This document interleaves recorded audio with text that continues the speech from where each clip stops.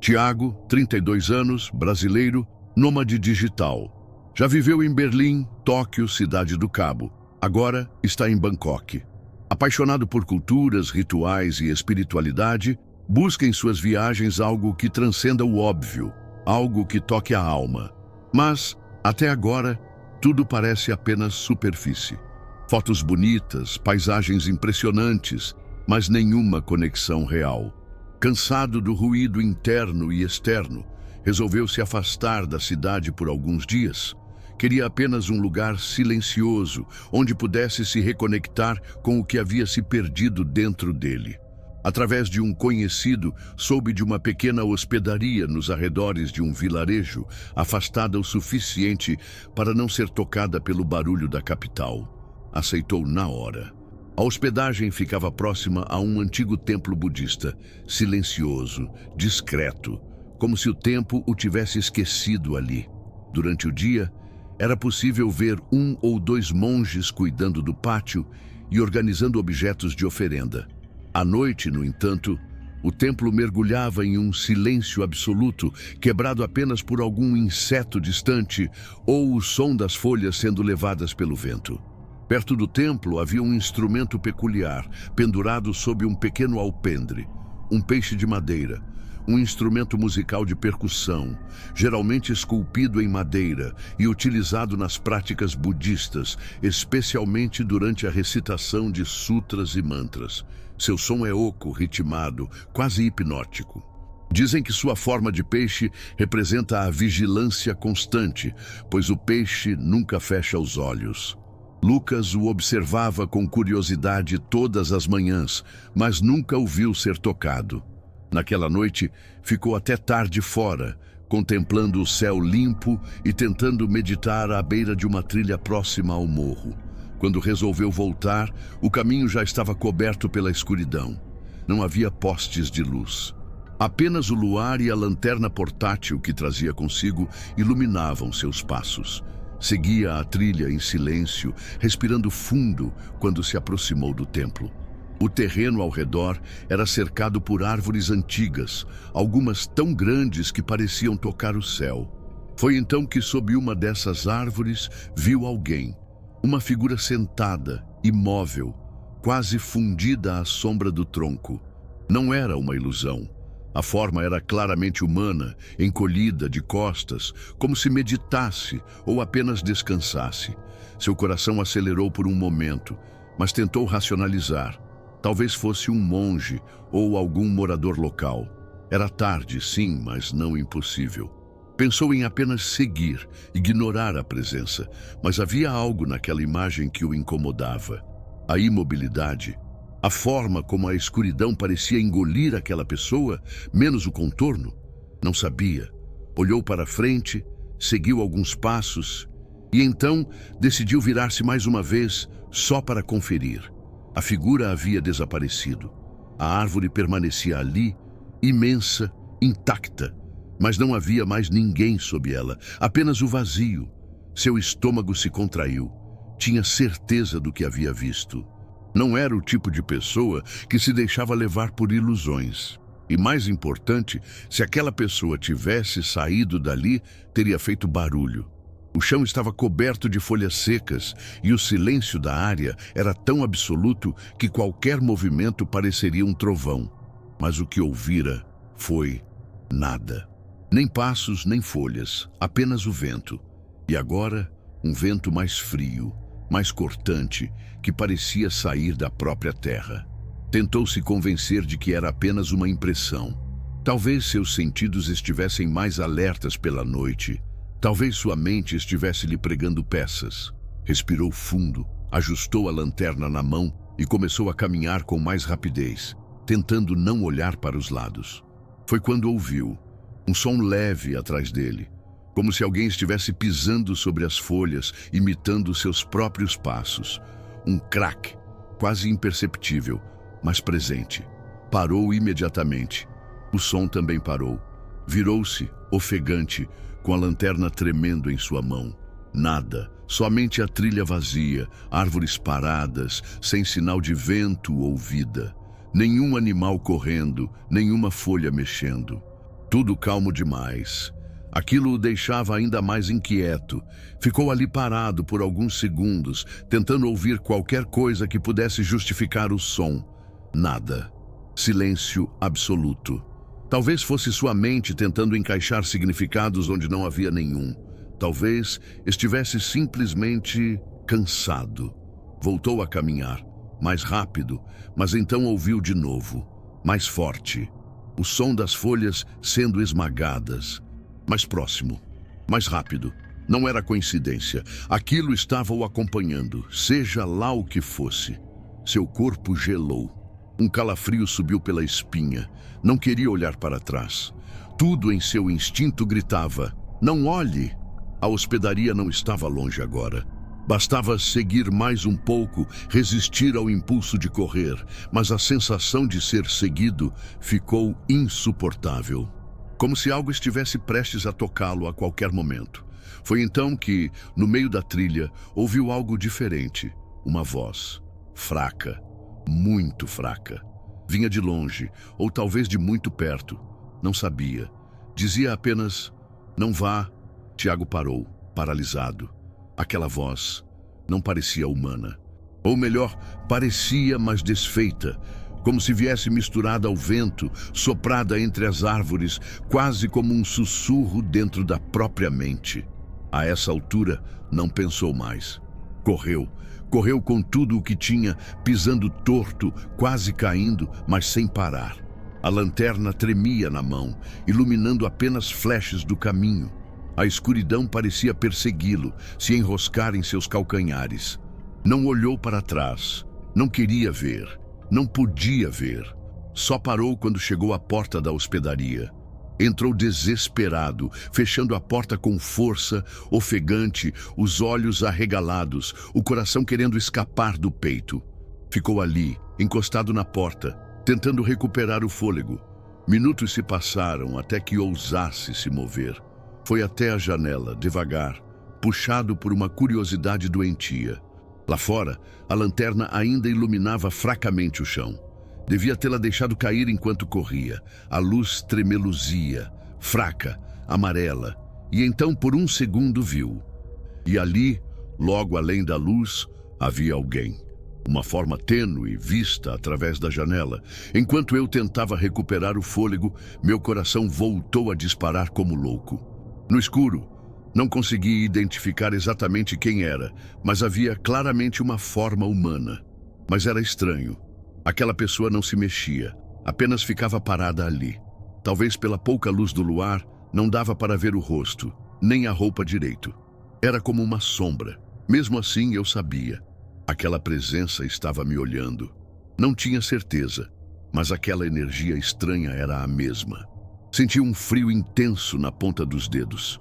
Não sabia o que era aquilo, mas tinha certeza que jamais deveria abrir aquela janela. Fechei os olhos com força, virei as costas para a porta e me encostei na parede.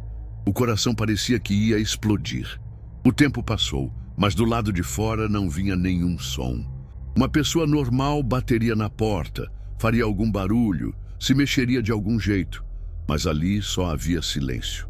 Eu nem conseguia respirar direito. Não sei quanto tempo fiquei assim, tenso e alerta. De repente, percebi que a luz fraca que vinha da lanterna não estava mais refletida na janela. Peguei coragem e espiei de novo. Não havia ninguém. A luz continuava lá, mas a forma tinha sumido. Eu estava confuso, mas sabia que o mais importante era passar aquela noite inteira sem problemas. Fechei a janela, arrastei a cortina e me encolhi no canto da cama, tentando me acalmar. Só queria que amanhecesse logo.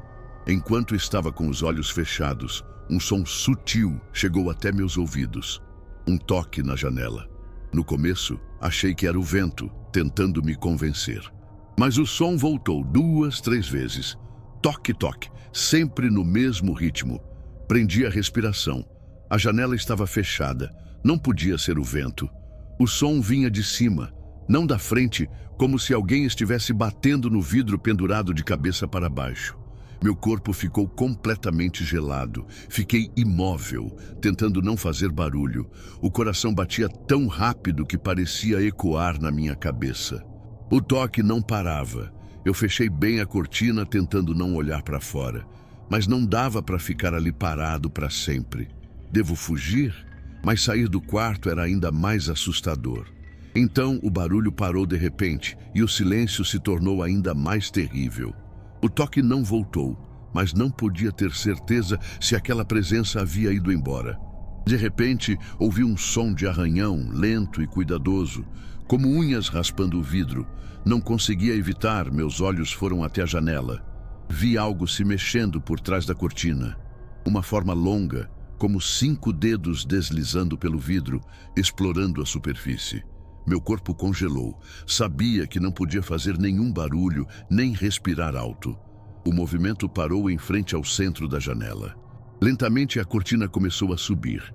Atrás dela, uma face se mostrou, fraca e indistinta, mas com olhos que pareciam estar ao contrário. Dei um pulo para trás, joguei o cobertor sobre a cabeça e tapei os ouvidos com as mãos, tentando não ver e não ouvir. Mas um sussurro baixo, quase cortado, veio por trás de mim. Não vá! O corpo inteiro congelou. Não consegui respirar. O som era claro, parecia que alguém sussurrava no meu ouvido, mas eu não virei para olhar. Me encolhi mais dentro do cobertor e esperei.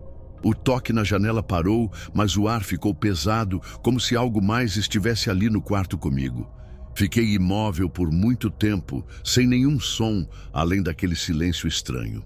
Então senti um puxão súbito, como se alguém estivesse puxando o cobertor debaixo da minha cama. Um arrepio percorreu meu corpo, mas não me mexi. A sensação ficou mais forte.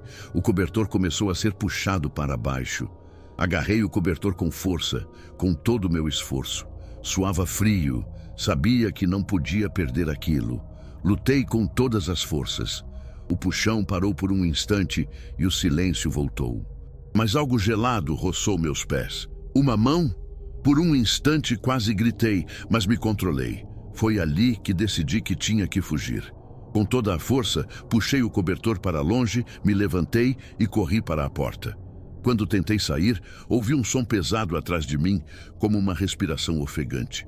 Mas não olhei para trás. Corri escada abaixo, sem destino, até sair do quarto. Lá fora, o ar frio da noite me fez recobrar a consciência. E novamente o silêncio tomou conta. Como um engano, nenhum som podia ser ouvido, nem mesmo o barulho das folhas se movendo ao vento. Nada. Parecia que o mundo inteiro havia desaparecido, me deixando sozinho ali. Fiquei imóvel no mesmo lugar por um longo tempo. O ar frio da noite sob o luar tocava minha pele, mas estranhamente tudo parecia irreal, como um sonho. Pensei que precisava encontrar um lugar mais seguro, nem que fosse um pouco mais afastado. Respirei fundo e comecei a caminhar em direção à vila. Apressando os passos, deixei o alojamento para trás, quando uma estranheza me veio à mente. Aquela coisa que eu havia visto pela janela. Aquela forma que me observava. Sob a janela não havia espaço para ninguém ficar. Não havia sequer um parapeito ou algo onde alguém pudesse apoiar os pés. Era impossível alguém estar ali. Ao pensar nisso, um arrepio percorreu meu corpo mais uma vez. Eu não podia parar ou olhar para trás. Sabia que não podia mais ficar naquele lugar. Acelerei o passo em direção à vila. Andando sem pensar direito, acabei passando perto do templo. Para ir à vila, não tinha jeito. Eu teria que passar ao lado do templo. Respirando fundo, caminhei rapidamente, mas senti algo estranho vindo do templo. Debaixo de uma grande árvore na entrada do templo, a mesma pessoa que eu tinha visto à noite ainda estava ali, sentada. Achei que havia desaparecido, mas parecia que sempre estivera lá desde o começo. Ela ainda estava encolhida, cabisbaixa. Não se mexia, não mostrava o rosto, mas era definitivamente a mesma figura que eu havia visto antes. Naquele momento, arrepios cobriram meu corpo.